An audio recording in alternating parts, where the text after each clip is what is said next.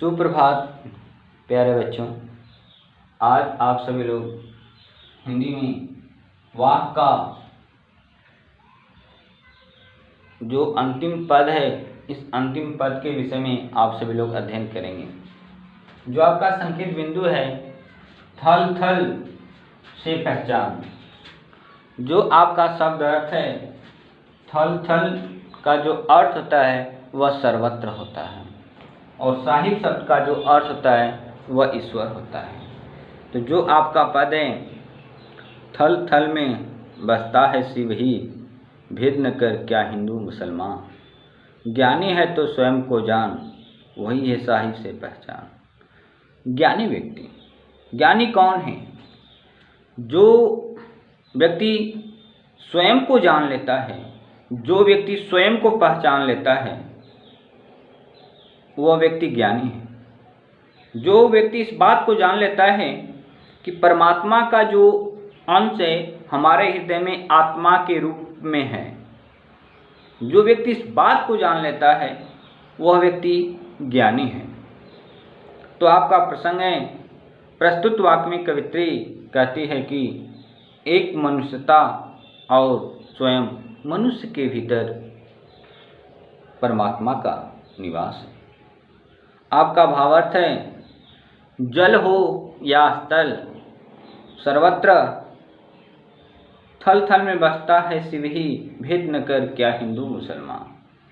तो जल हो या स्थल सर्वत्र एक ही ईश्वर निवास करता है। इसलिए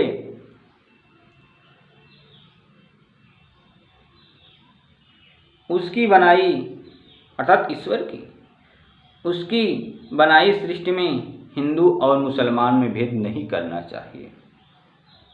जबकि मनुष्य ईश्वर की अखंड शक्ति में, अखंड सत्ता में जन्म लेकर के धर्म के नाम पर मनुष्य को ही नहीं ईश्वर को ही बांट दिया है।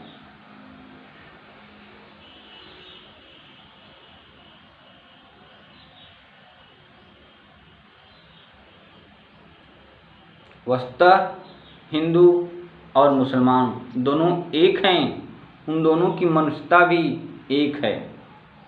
इसलिए आगे कवित्री कहती है कि ज्ञानी है तो स्वयं को जान, वही है साहिब से पहचान। यदि तुम्हें सच्चा ज्ञान है तो पहले आप को पहचान लो, क्योंकि जो व्यक्ति स्वयं को पहचानता है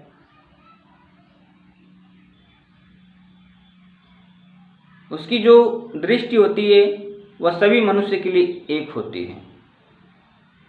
जो व्यक्ति स्वयं को पहचान लेता है उसकी जो दृष्टि होती है वह सभी के लिए एक ही होती है, और फिर जाति या धर्म के नाम पर वह कभी से घृणा नहीं करता है या किसी एक दूसरे को नहीं बांटता है।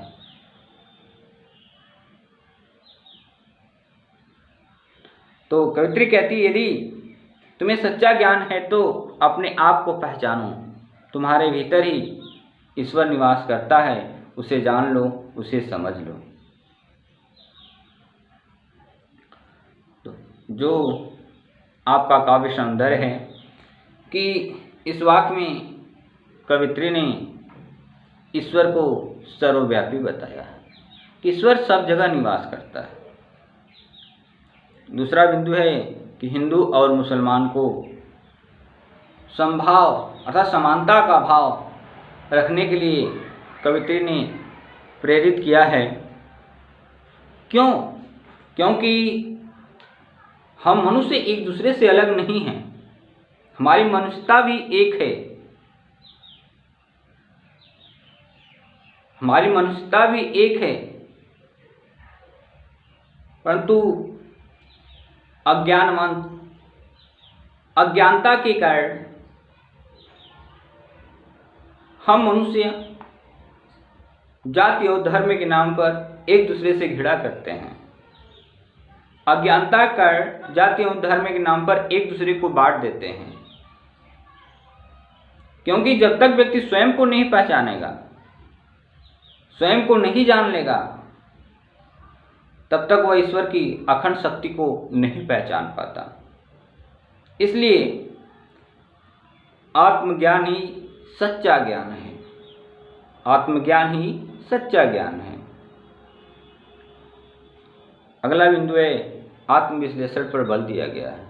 आत्मविश्लेषण, अपने आप को समझना अर्थात स्वयं को समझना, इस बात पर कवित्री ने इस वाक्य के माध्यम से बल दिया है। अगला बिंदु है ज्ञानी से तात्पर्य है कि हिंदू मुसलमान का भेद न करने वाला और अपने आप को पहचानने वाला।